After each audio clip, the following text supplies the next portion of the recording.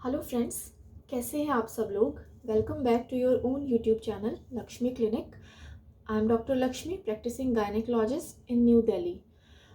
तो आज का जो मेरा टॉपिक है वो मैं लेकर आई हूँ dos and don'ts of pregnancy, especially in first trimester. जैसे ही आपको पता चलता है कि यू आर प्रेग्नेंट, प्रेगनेंसी के जो पहले 3 महीने हैं बेसिकली उसमें आपको क्या करना चाहिए, क्या नहीं करना चाहिए। बड़ी कन्फ्यूजन होती है लेडीज़ में, स्पेशली अगर किसी का फर्स्ट बेबी है, पहला बच्चा है, तो उनको पता ही नहीं चलता है कि हमें किस तरीके से क्या खाना चाहिए, क्या नहीं खाना चाहिए, कैसे हमें अपना डेली रूटीन में किन चीज़ों का ध्यान रखना चाहिए। तो चलिए आज इसी चीज़ पर थोड़ा सा डिस्कस करते हैं। देखिए, सबसे पहले तो मैं आपको ये बोलूँगी कि जैसे ही आपको पता चलता है कि आप प्रेग्नेंट हैं, आपको अपने गायनेकोलॉजिस्ट के पास जाना चाहिए, किसी भी लेडी डॉक्टर के पास आपको जाना चाहिए और अपनी प्रेगनेंसी दोबारा से रीकन्फर्म एक बारी रीचेक कराना चाहिए।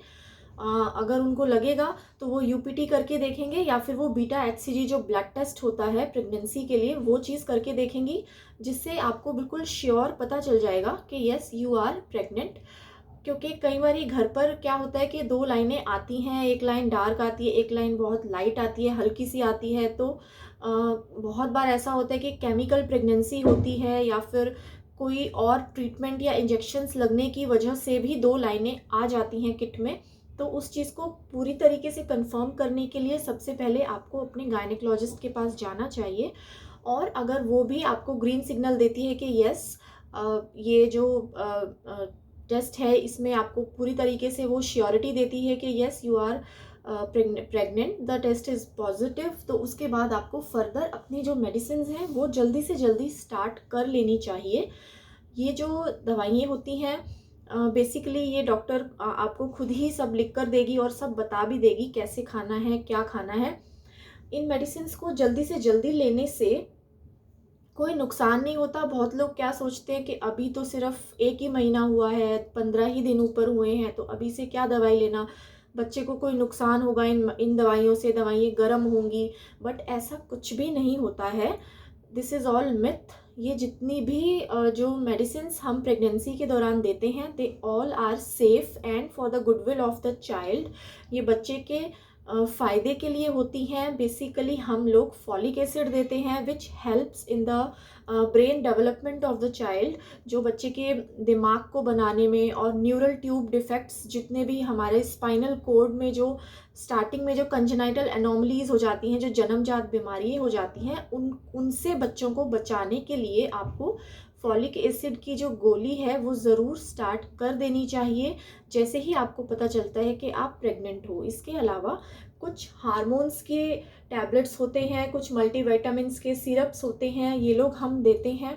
ये हम लोग देते हैं उन पेशेंट्स को जो हमें ज़्यादा, जिनका हमें एचबी लेवल लो लगता है, या एनर्जी या बीपी जो है वो बहुत लो लगता है, या उनको और भी कोई फर्दर अगर कॉम्प्लिकेशंस या दिक्कत होती है, तो हम उनको फर्दर और जो मेडिसिन्स हैं वो भी साथ में देते हैं, जो कि बिल्कुल 101% सेफ़ होती हैं प्रेगनेंसी में और बच्चे के लिए। ठीक है, तो सबसे पहले तो मेरा जो फर्स्ट पॉइंट है वो यही है कि as soon as you get to know कि you are pregnant, go to your gynaecologist for your thorough checkup. वो आपको कुछ ब्लड टेस्ट, अल्ट्रासाउंड्स, उन सब के लिए रिकमेंड करेगी। तो वो जैसे जैसे आपको बताएंगी, गाइड करेंगी, उसके अकॉर्डिंगली आपको आगे अपने जो फर्दर स्टेप्स हैं वो करने चाहिए। ठीक है। अच्छा, उसके बाद खाने पीने में बड़ी कन्फ्यूजन होती है कि क्या खाएं क्या ना खाएं, सुबह उठकर खाने का क्या रूटीन करें। क्योंकि देखिए, पहले 3 महीने में बहुत ज़्यादा भूख नहीं लगती है, नौजिया, वॉमिटिंग, उल्टी जैसा मन रहता है, तो खाने का बहुत ज़्यादा मन भी नहीं करता है। तो इसलिए क्योंकि हार्मोनल चेंजेस हो रहे होते हैं हमारी बॉडी में, प्रोजेस्टेरॉन हार्मोन, एचसीजी हार्मोन, ये हमारी बॉडी में उस टाइम पर इंक्रीज़ हो रहा होता है जब हम प्रेग्नेंट होते हैं। तो इन हार्मोन्स के अफेक्ट की वजह से हमारा उल्टी जैसा मन रहता है और कुछ खाने का भी मन नहीं करता है। तो ऐसी सिचुएशन में आपको बिल्कुल भी घबराना नहीं चाहिए। ये सब जो भी चेंजेस हैं ये बिल्कुल नॉर्मल चेंजेस हैं, सबके साथ होता है, सबकी बॉडी में होता है, किसी को ज़्यादा किसी को कम, लेकिन ये सब जो है बिल्कुल नॉर्मल है। प्रेगनेंसी को आप एक हवा बनाकर अगर देखेंगे तो बहुत मुश्किल हो जाएगा आपको 9 महीने काटना।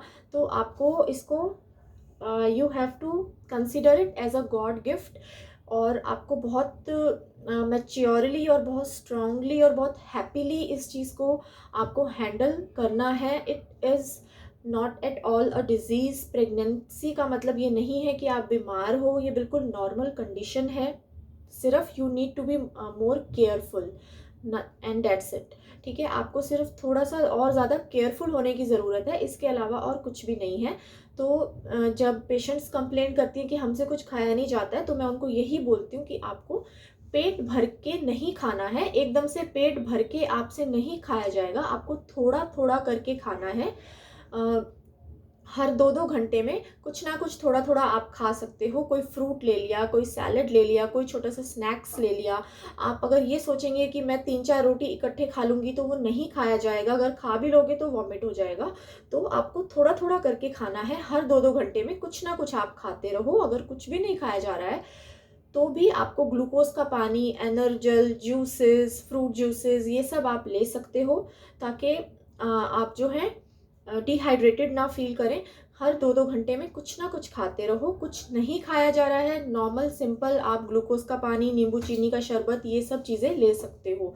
ठीक है, तो ये फर्स्ट पॉइंट मेरा हो गया। जैसे जैसे आपकी प्रेगनेंसी फर्दर एडवांस करती रहेगी, 3 महीने जैसे ही कंप्लीट होंगे, आपको भूख लगनी भी स्टार्ट हो जाएगी, आपकी उल्टी का जो सेंसेशन है वो भी कम हो जाएगा। तो ग्रेजुअली जो चीज़ें हैं वो ठीक हो जाएंगी। फर्स्ट 3 मंथ्स ऑफ प्रेगनेंसी जो हैं, उस टाइम पर बॉडी में बहुत सारी चेंजेस होती हैं और हार्मोन्स जो हैं वो बहुत ज़्यादा चेंज हो रहे होते हैं। तो उस टाइम पर बड़ा दिक्कत आती है कुछ लेडीज़ को, लेकिन आपको बिल्कुल भी घबराना नहीं है। जितना हो सकता है थोड़ा थोड़ा लिक्विड डाइट ले लो। अगर आपसे सॉलिड खाना नहीं खाया जा रहा है, आप लिक्विड ले लो। आपसे रोटी नहीं खाई जा रही, आप सूप पी लो। आप दाल ज़्यादा ले लो। सब्जी नहीं खाई जा रही है, आप राइस ज़्यादा ले लो, आप खिचड़ी ले लो। कुछ भी आपको थोड़ा थोड़ा कुछ ना कुछ लेते रहना है। ठीक है, एक चीज़ ये हो गई।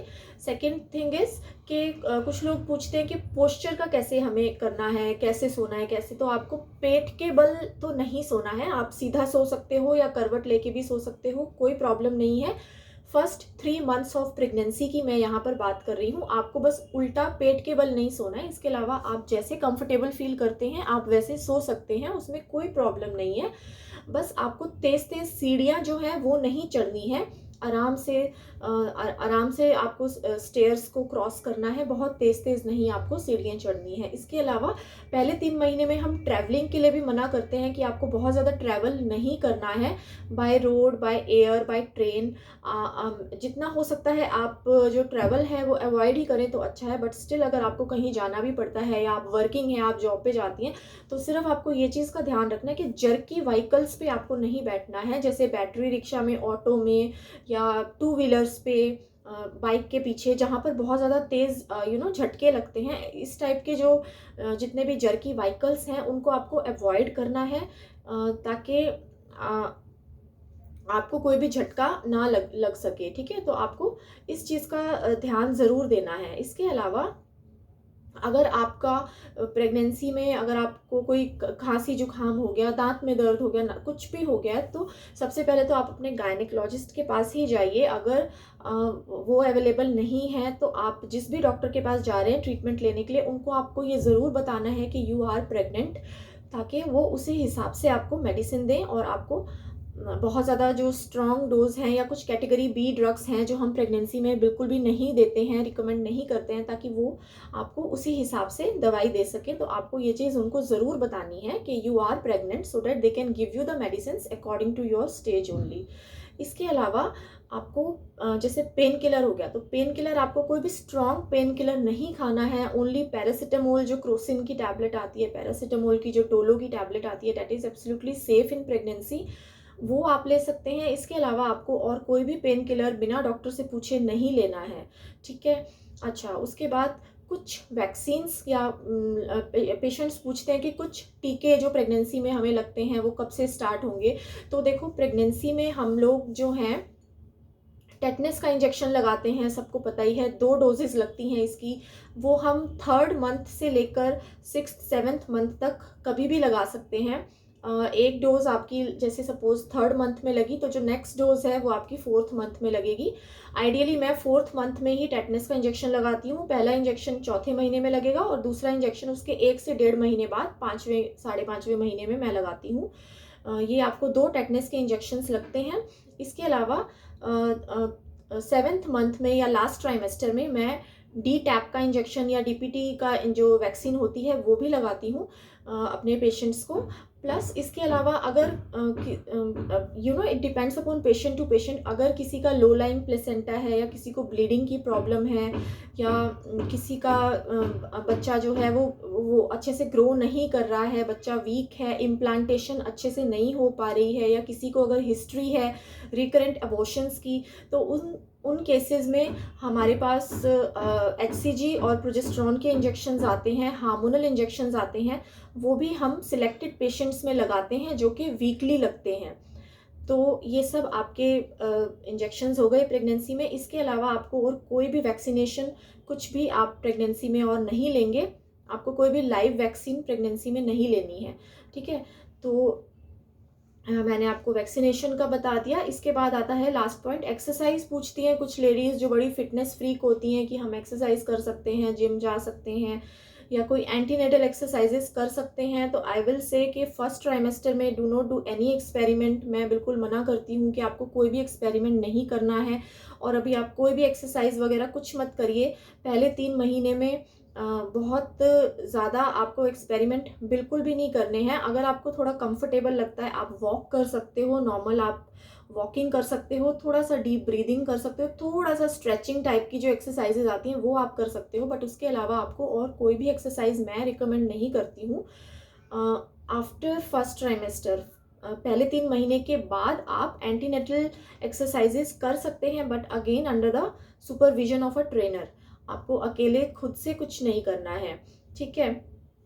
अच्छा, इसके अलावा जो है मैं कुछ कॉमन से साइंस आपको बता देती हूँ। प्रेगनेंसी में पहले 3 महीने की हम बात कर रहे हैं। पहले 3 महीने में आपको थकान होगी, भूख कम लगेगी, उल्टी जैसा मन होगा, चक्कर आएंगे, थोड़ा कॉन्स्टिपेशन भी हो सकती है, चिड़चिड़ापन, इरिटेशन सा रह सकता है, यूरिन आपको ऐसा लगेगा बार बार आ रहा है, थोड़ा सा ब्रेस्ट में टेंडरनेस रहेगी, हल्का दर्द रह सकता है चेस्ट में, बहुत जल्दी थकान हो जाएगी, भूख भी बहुत कम लगेगी, मे बी कभी कभी हल्का हल्का पेट में दर्द भी हो सकता है। ये सब जो चीज़ें हैं ये बिल्कुल नॉर्मल है।